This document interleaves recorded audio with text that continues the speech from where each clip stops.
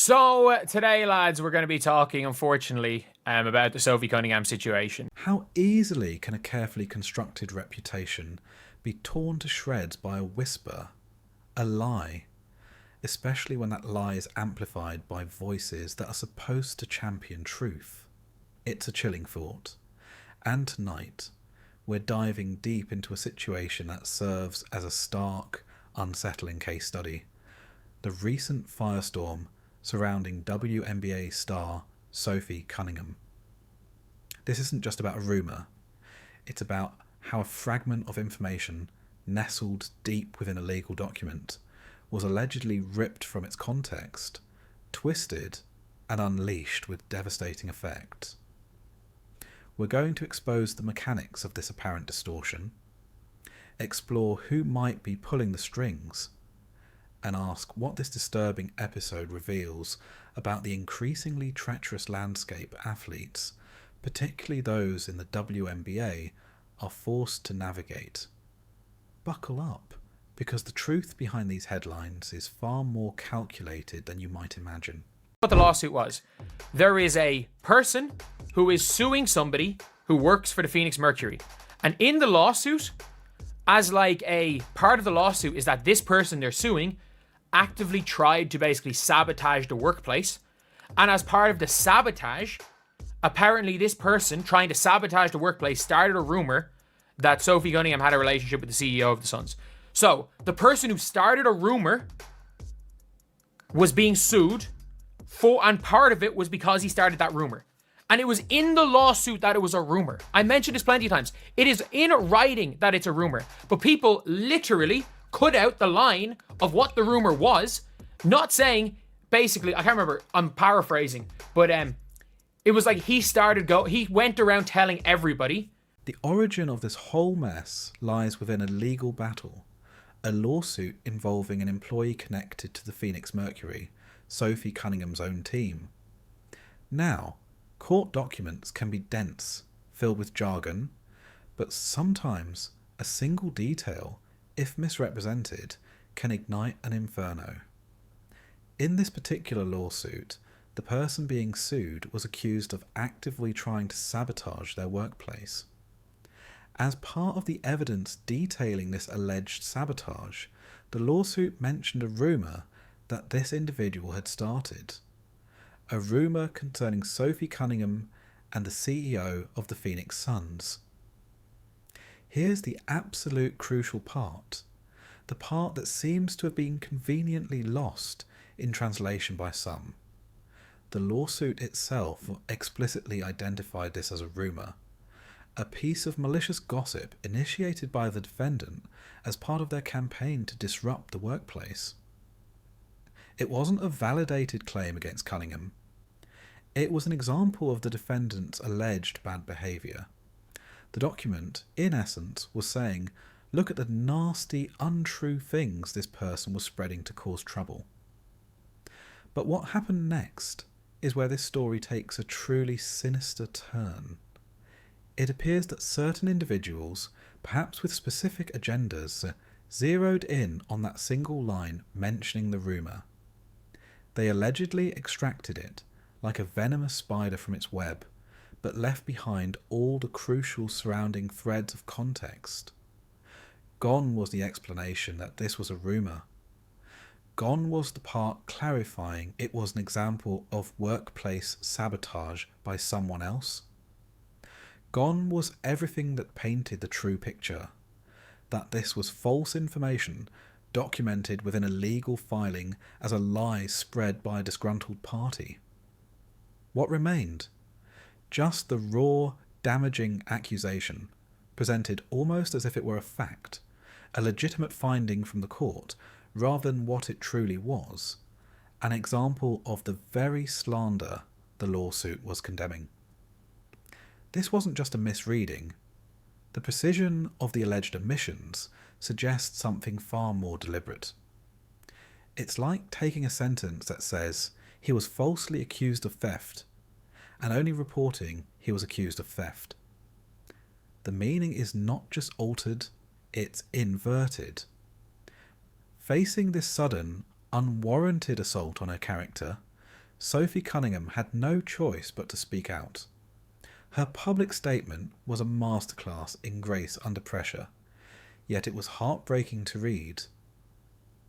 "I am deeply saddened by recent allegations made against me," she wrote, "by someone I don't know, and I've never met. Let me be clear. These statements are untrue and extremely hurtful." She spoke of her commitment to her sport, to playing at the highest level, to winning for her team and inspiring other women. She emphasised her integrity, the values that guide her on and off the court. But then came the sting, her pointed criticism of the media's role in this. "In this instance, it feels irresponsible that I was never asked for comment before the accusation, and several clickbait stories went to print." Think about that.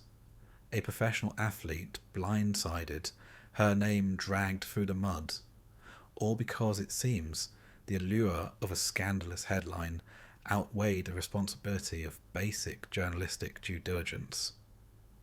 The fact she had to issue such a defence at all is an indictment of those who spread the initial, decontextualised claim. Now, if this were an isolated incident, it would be bad enough. But for many observers, the attack on Sophie Cunningham doesn't stand alone.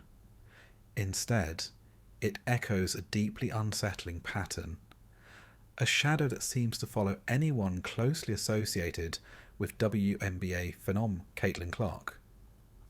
People are asking, is Caitlin Clark's orbit now a designated target zone? Remember the controversy surrounding Angel Reese and the alleged racist chanting at an Indiana Fever game? The WNBA launched a full investigation based largely on unverified social media claims, despite a lack of clear audio or video evidence, and even contrary statements from those present, like the Chicago coach. That investigation, by the way, quietly found no evidence, but not before the narrative took hold, casting a pall over Fever fans. The parallels are hard to ignore.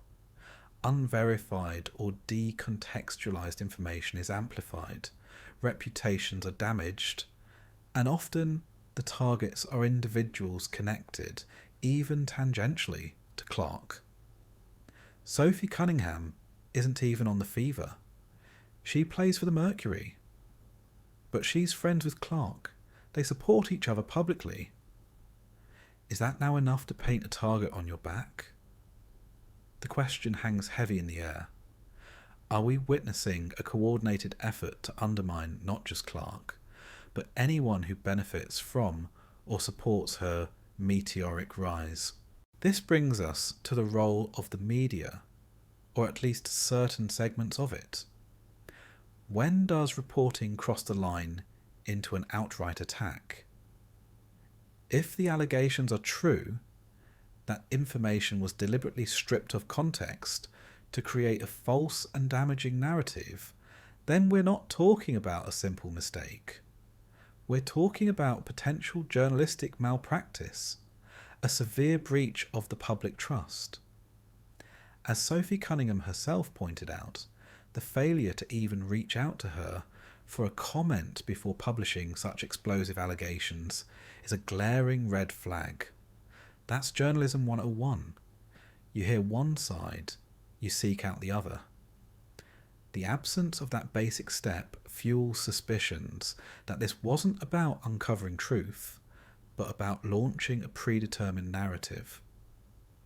The term character assassination has been used, and when you look at the alleged methods, taking a legal document that exonerates someone from a rumour by identifying it as a malicious fabrication and twisting it to implicate them, it's hard to argue against that label.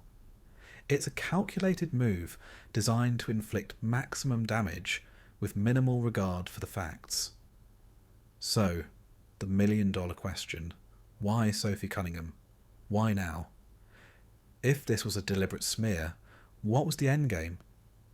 Several theories are circulating, each more cynical than the last. One prominent idea is that this is part of a broader strategy to discredit anyone associated with Caitlin Clark, to somehow diminish her impact by association. If you can't attack Clark directly on her performance, perhaps the next best thing is to create chaos and negativity around her friends and allies. Another theory suggests it's a pushback against the unprecedented wave of attention Clark has brought to the WNBA. Some established figures, it's whispered, might resent this sudden shift in the power dynamic. This newcomer, who has, in months, eclipsed decades of traditional league promotion. Could targeting her associates be a way of trying to reclaim a narrative they feel they've lost? Then there's the deflection theory. With the WNBA facing criticism over its handling of other issues, like the aforementioned investigation into Fever fans, could this have been a convenient distraction? A new, shiny object to divert public attention? Whatever the specific motive, the underlying message seems to be a chilling one. Align yourself with Caitlin Clark, support her, or even just be friendly with her, and you risk becoming a target. The fallout from incidents like this is extensive and deeply corrosive. For Sophie Cunningham, the personal toll is undeniable. The stress, the emotional energy expended refuting lies instead of focusing on her career, the violation of her privacy and reputation. But the damage doesn't stop with the individual player. It ripples outwards, affecting fan trust.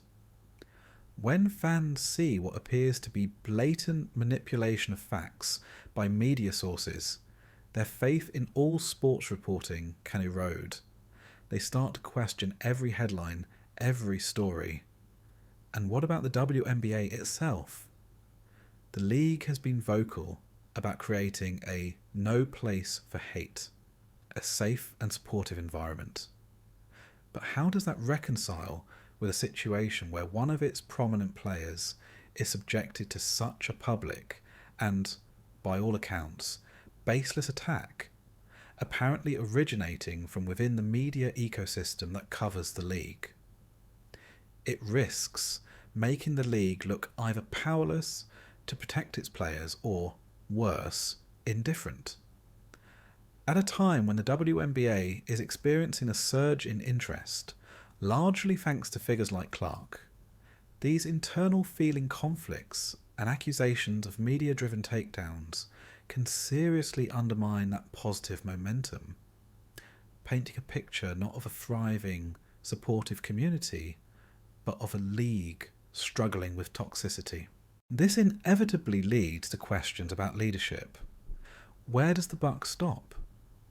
When a player like Sophie Cunningham is hung out to dry based on what appears to be a deliberate misrepresentation of legal facts, what is the WNBA's responsibility? Observers have noted a perceived inconsistency in the league's responses. Swift action and public statements on some issues, a more muted or delayed reaction on others. Is there a reluctance to call out certain media figures or platforms, even when their reporting is demonstrably false and harmful to players? If the league itself doesn't provide a strong shield, a robust defence against such attacks, it creates a vacuum. And in that vacuum, misinformation can fester and spread, leaving players feeling exposed and vulnerable. The perception that some players, or those connected to certain narratives, are less protected than others is damaging not just to morale, but to the league's claims of equity and support for all its athletes. This isn't about stifling legitimate criticism. It's about demanding accuracy and fairness, especially when a player's reputation is on the line. So, as the dust begins to settle, or rather, as the truth about the Sophie Cunningham rumour claws its way to the surface, we're left with a stark contrast. The actual content of the lawsuit, which identified a malicious rumour, versus the twisted narrative that was spun from it. The core issue has been exposed.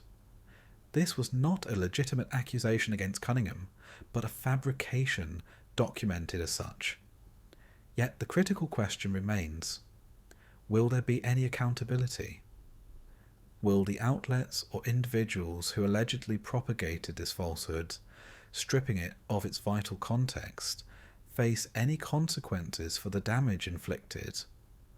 Or will this just be another hit and run, where the target is left to pick up the pieces while the instigators move on to their next objective? This saga is more than just a story about one athlete. It's a sobering reflection on the current state of sports media, the challenges of navigating an often toxic digital world, and the urgent need for greater integrity, responsibility, and ultimately a safer and more respectful environment for all athletes. The question now is, what are we, as viewers, as fans, as consumers of media, going to demand? Because if we don't demand better, this cycle is doomed to repeat.